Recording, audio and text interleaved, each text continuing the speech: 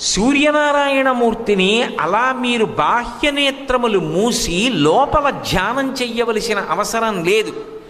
ఈ కంటికి దొరికేటటువంటి పరబ్రహ్మ స్వరూపము మనోనేత్రముతో ఊహ చెయ్యవలసిన అవసరం లేకుండా ప్రత్యక్షంగా భగవానుణ్ణి పరబ్రహ్మాన్ని దర్శనం చేస్తూ ఉపాసన చెయ్యడానికి వీలైనటువంటి రూపము ఈ లోకమునందు ఉన్నది ఒకే ఒక్కటి సూర్యభగవానుడు.